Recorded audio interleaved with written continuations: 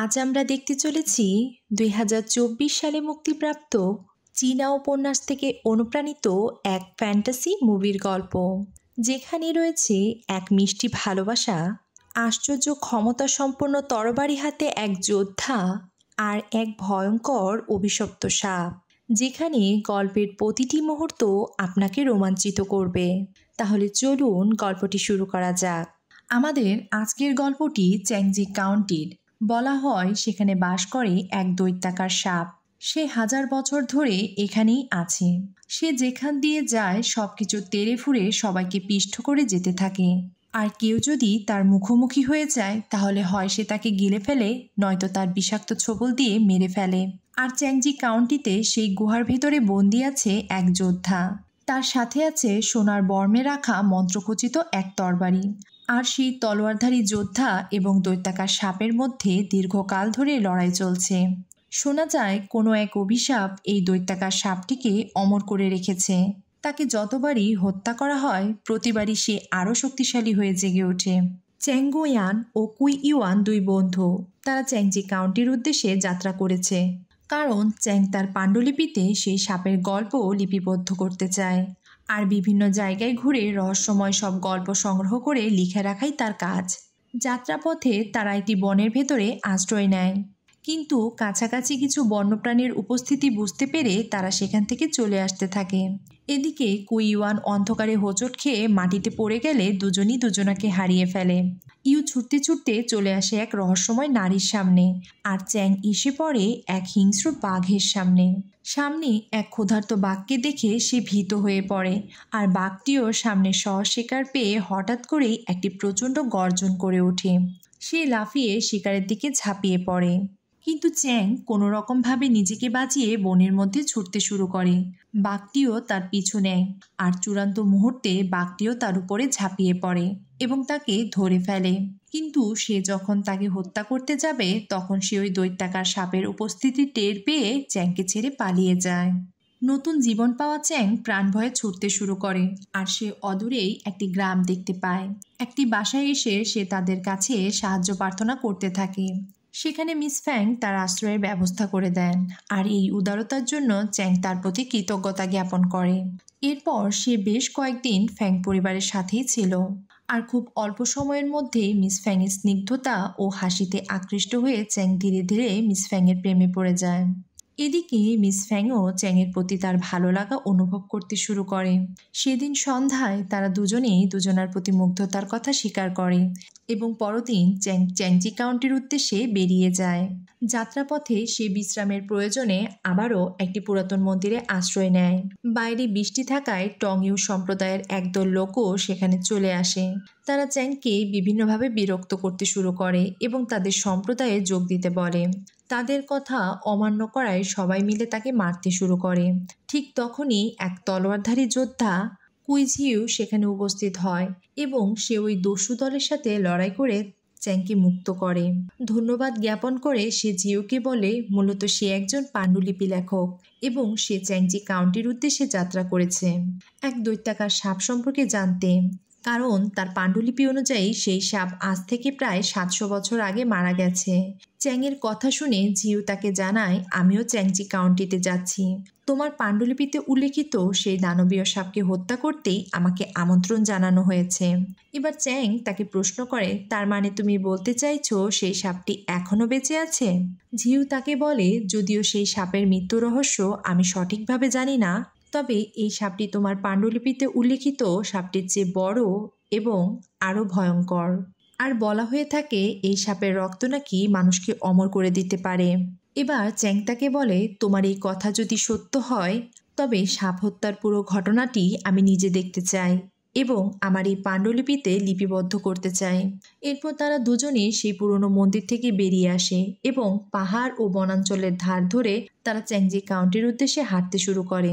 রাতে তারা এক বনের মধ্যে আশ্রয় নেয়, আর রাতের খাবার রান্না করতে করতে চ্যাং ঝিউকে বলে, আমার এই পাণ্ডুলিপি বহু শতাব্দী পুরনো এবং এতে রহস্যময় সব স্থান ও গল্পের উল্লেখ আছে।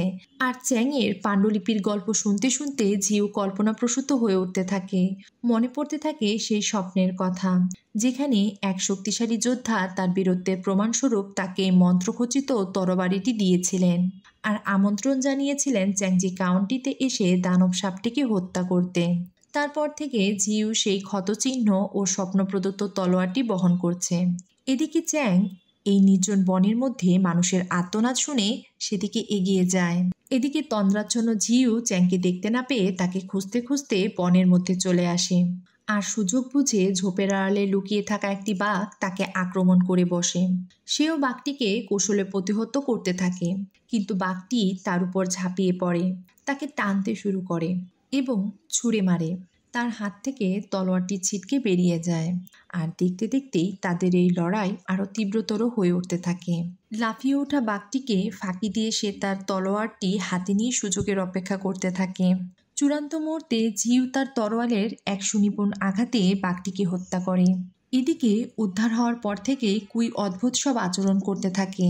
এসব দেখে চ্যাং ভয় পেয়ে যায়, আর বাঘটিকে হত্যা করে ঝিউ যখন এই পথে ফিরে আসছিল তাকে দেখে অদ্ভুত আচরণ করতে থাকা কুই বাতাসে মিলিয়ে যায়।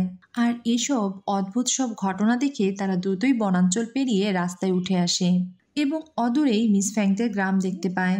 এবারও ঠিক আগের বাসাতেই অতিথি হিসাবে আশ্রয় গ্রহণ করে, কিন্তু মিস ফ্যাংকে দেখতে না পেয়ে চ্যাং তাকে খুঁজতে থাকে। বর্তমান বাড়ির মালিক শ্যান ফুজি এবং শান শিঝি তাকে জানায় প্রায় বছর 3 আগে ফ্যাং পরিবারের কাছ থেকে তারা এই বাড়িটি কিনে নিয়েছেন। এ কথা বলে তারা তাদের অভ্যর্থনার জন্য অতিথিশালায় নিয়ে যান। এবার চ্যাং তাদের কাছে মিস ফ্যাং সম্পর্কে জানতে চায়।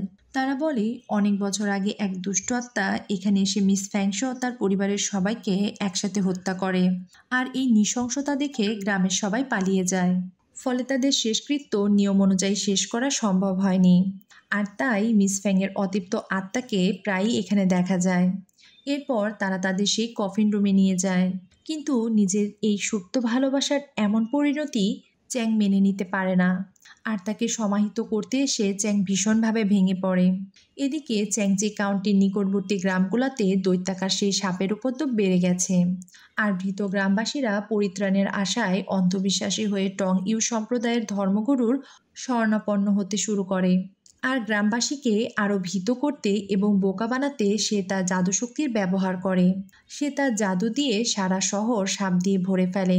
সবাই ভীত হয়ে উঠতে শুরু করলে সে নিমিষে সমস্ত সাপকে অদৃশ্য করে দেয়। ফলে সাপের হাত থেকে বাঁচতে ভীত গ্রামবাসীরা তার সম্প্রদায়ে যোগ দিতে শুরু করে। পরদিন সকালে তারা সেই ধর্মগুরুকে মিস ফ্যাংয়ের বাসায় দেখতে পায়। সে চ্যাং ও ঝিউকে দেখে তার সম্প্রদায়ে যোগ দেওয়ার আমন্ত্রণ জানায় এবং তার জাদুশক্তি দিয়ে তাদের প্রলোভিত করার চেষ্টা করে। সে তাদেরকে একটা ক্ষত দেখিয়ে বলে, এই দেখো, এটা সাপের কামড়ের ক্ষত। এবার সে তাদেরকে তার অমরত্বের প্রমাণ দেয় এবং তার প্রস্তাব বিবেচনা করতে বলে। আবেগতাড়িত চ্যাং তার প্রিয়তমা মিস ফ্যাংকে পুনর্জীবিত করতে এবার ধর্মগুরুর শরণাপন্ন হতে চায়। সব শুনেও চ্যাংকে নিশ্চুপ দেখে ঝিউ একাই চ্যাংজি কাউন্টির উদ্দেশ্যে বেরিয়ে যায়।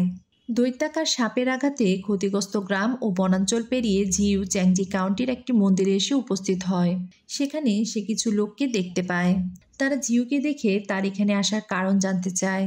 প্রত্যুত্তরে ঝিউ তাদের জানায় সে ওই দৈত্যাকার সাপকে হত্যা করতে এসেছে। ঝিউয়ের কথা শুনে এবং তার হাতের ওই তলোয়ার দেখে গ্রামের এক প্রবীণ বৃদ্ধ বেশ শঙ্কিত হয়ে পড়ে। তারা তার তরোয়ালটি কেড়ে নেয় এবং মন্দিরের বাইরে তাকে বেঁধে রাখে। এদিকে শ্যান ফুজি ও শ্যান শিজি পাণ্ডুলিপির লেখক চ্যাঙ্গুকে খুঁজতে খুঁজতে চ্যাংজি কাউন্টিতে চলে আসে এবং বন্দি ঝিউকে মুক্ত করে। আর এদিকে মিস ফ্যাং চ্যাংয়ের রুমে এসে ধর্মগুরুর দুষ্ট পরিকল্পনা ফাঁস করে দেয়। সে প্রতারকদের হাতে নাতে ধরে ফেলে, কিন্তু ততক্ষণে টং ইউ তার লোকজন সহ চ্যাংয়ের রুমে বাইরে চলে আসে এবং তারা চ্যাংকে বেঁধে ফেলে। তারা তাকে বন্দি করে চ্যাংজি কাউন্টির দিকে নিয়ে যেতে থাকে। মিস ফ্যাং এসে তাকে বাঁধনমুক্ত করে দেয়। এসব দেখে চ্যাংও মনে মনে মিস ফ্যাংকে তার ভালোবাসার প্রতিদান হিসাবে সাপের রক্ত দিয়ে পুনর্জীবিত করার প্রতিজ্ঞা করে। এদিকে সেই বৃদ্ধ ঐতিহাসিক তলোয়ারটির শক্তি পরীক্ষা করতে থাকে। হঠাৎই মন্দিরটির মেঝে সহ তলার কিছুটা অংশ ফেটে যায়। ঝিউ মন্দিরে ফিরে আসে এবং তলোয়ারটি নিয়ে তাদের মধ্যে ধস্তাধস্তি শুরু হয়। দুর্ঘটনাবশত বৃদ্ধ সেখানে আহত হন এবং মারা যান।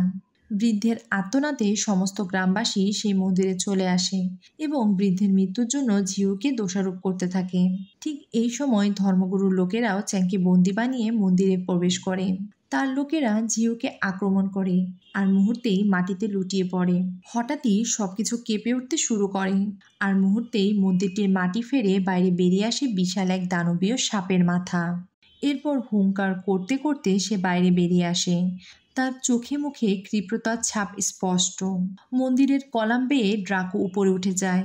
সবকিছু ভালো মতো দেখে নিয়ে সে নিচে নেমে আসে। শুরু হয় তার ধ্বংসযজ্ঞ। একের পর এক সবাই পালিয়ে যেতে শুরু করে, কিন্তু ধর্মগুরু টং ইউ আবারও অমরত্বের কথা বলে সবাইকে থামিয়ে দেয়। এবার শুরু হয় সাপের সাথে মানুষের লড়াই, অমর হয়ে যাবার লড়াই। ড্রাকো যেন প্রতিশোধের হুঙ্কার ছুড়ে দিয়ে সবকিছু তেড়ে ফুঁড়ে ধ্বংস করে দিতে চাইছে। ড্রাকোর এই হুঙ্কার ও ক্ষিপ্রতা দেখে লোকজন যে যেদিকে পারে পালাতে থাকে। হঠাৎই ছোট একটি মেয়ে তার সামনে চলে আসে। ড্রাকো তাকে দেখে হুঙ্কার দেয়। ঝি ইউ মেয়েটিকে কোলে তুলে নিয়ে চতুরতার সাথে তাকে এড়িয়ে যায় এবং মেয়েটিকে বাঁচিয়ে ফেলে। এবার সে তরোয়াল দিয়ে ড্রাকোর মাথায় আঘাত করে। সে সর্বশক্তি দিয়ে চেষ্টা করতে থাকে। ড্রাকো তাকে ফেলে দিয়ে আবারও সব তেড়ে ফুঁড়ে বেরিয়ে যায়। এবার সে চলে আসে সেই ধর্মগুরুর সামনে। প্রচণ্ড ক্রোধে সে হুঙ্কার করতে থাকে। ধর্মগুরু তাকে শান্ত করার চেষ্টা করে। সে তাকে তার বিষাক্ত ছোবল দিয়ে মুখে তুলে নেয়। এবার ড্রাকো চলে আসে চ্যাংয়ের সামনে। মিস ফ্যাং তার সর্বশক্তি দিয়ে ড্রাকোকে প্রতিহত করার চেষ্টা করে। তাদেরকে নিরুপায় দেখে শেষ মুহূর্তে ঝিউ চলে আসে ড্রাকোর সামনে। ড্রাকো প্রচণ্ড ক্ষিপ্রতায় তার তরোয়ালটি কামড়ে ধরে। আর এদিকে সাপকে বিভ্রান্ত করতে চ্যাংয়ের ছুঁড়ে মারা মোমের আগুন মিশে গিয়ে তলোয়ারটি হঠাৎই ফায়ার স্যুটে পরিণত হয়, বিঁধে যায় ড্রাকোর শরীরে। ড্রাকো নিস্তেজ হয়ে মাটিতে লুটিয়ে পড়ে। তলোয়ারটির গুপ্ত রহস্য উন্মোচিত হয়। হঠাৎই নিস্তেজ হয়ে যাওয়া ড্রাকো সর্বশক্তি দিয়ে জেগে ওঠে। ঝিউকে নিয়ে তার গর্তে ঢুকে যায়। চ্যাং ও মিস ফ্যাংও গুহার ভিতরে লাফিয়ে পড়ে। তারা ঝিউকে খুঁজতে গুহার আরও ভেতরে প্রবেশ করতে থাকে এবং সাপের কিছু খোলস দেখতে পায়, যেগুলো আগুনের উত্তাপের সামনে আসতেই বাতাসে মিলিয়ে যেতে শুরু করে। গুহার চারপাশে শুধু মানুষের নিথর দেহ বা অর্ধেক খাওয়া মৃতদেহ পড়েছিল। গুহার অনেক গভীরে ঝিউ সেই নির্দেশদাতা মাস্টারের কণ্ঠস্বর শুনে ঘুম থেকে জেগে ওঠে। মাস্টার তাকে বলছেন, অনেক বছর হলো আমি এই গুহার ভিতরে আটকা পড়েছি।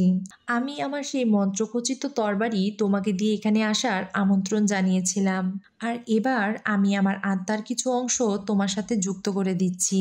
গুহার ঠিক মাঝখানে চ্যাং ও মিস ফ্যাংয়ের সাথে ঝিউ দেখা হয়। তারা তাকে তার তরবারিটি ফিরিয়ে দেয়।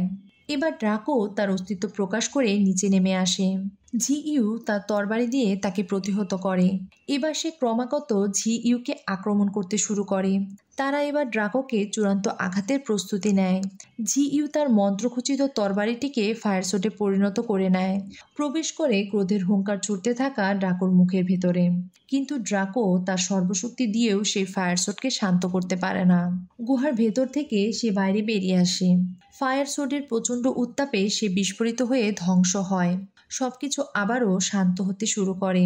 সাপের ভেতর থেকে ছিটকে বেরিয়ে আসা ঝিউ উঠে দাঁড়ানোর চেষ্টা করতে থাকে। আর এবার নির্দেশদাতা মাস্টারের আত্মা ঝিউয়ের ভেতরে প্রবেশ করে। সে ভীষণ ক্ষিপ্ত, কারণ 700 বছর আগে একটি ছোট্ট মেয়েকে বাঁচাতে সে এই গুহায় নেমেছিল। সাপকে হত্যা করে ছোট মেয়েটিকে নিয়ে সে যখন গুহার মুখে ফিরে আসে, ওই গুহার মুখ বন্ধ করে দেয়। আমাকে এই ভূগর্ভস্থ গুহায় চিরতরে সিল করে দেয়। এরপর ওই অভিশপ্ত সাপ গুহার ভেতরে কতবার পুনরুত্থিত হয়ে জেগে উঠেছে আর আমাকে বেঁচে থাকার জন্য কতবার তাকে হত্যা করতে হয়েছে তার কোনো শেষ নেই। যুগ যুগ ধরে চলতে থাকা এই অমীমাংসিত লড়াই শেষ করতে সেই দৈত্যাকার সাপ আর আমি একে অপরের সাথে মিশে আরও ভয়ঙ্কর ও প্রতিশোধপরায়ণ হয়ে উঠেছি। তোমার আগের আঘাতে শুধু সাপটি মারা গেছে, আমার আত্মা ও প্রতিশোধ এখনও বাকি। এরপর সে চ্যাংকে আঘাত করার চেষ্টা করে, কিন্তু মিস ফ্যাং নিজেকে উৎসর্গ করে তাকে বাঁচিয়ে ফেলে। আঘাতপ্রাপ্ত মিস ফ্যাং তাকে ওই ফায়ার শট দিয়ে অশুভ সব শক্তিকে ধ্বংস করার ইঙ্গিত দেয়। এদিকে মিস ফ্যাং ধীরে ধীরে মৃত্যুর কোলে ঢলে পড়তে থাকে। আর চেঙ্গু তার সর্বস্ব দিয়ে তাকে বাঁচানোর চেষ্টা করতে থাকে। আর এভাবেই মিস ফ্যাংয়ের অস্তিত্ব বাতাসে মিশে যায়। গল্পটি ভালো লাগলে সাবস্ক্রাইব করে চ্যানেলটিকে বেড়ে উঠতে সাহায্য করুন, কারণ আপনাদের ভালোবাসা আমাদের জন্য অমূল্য।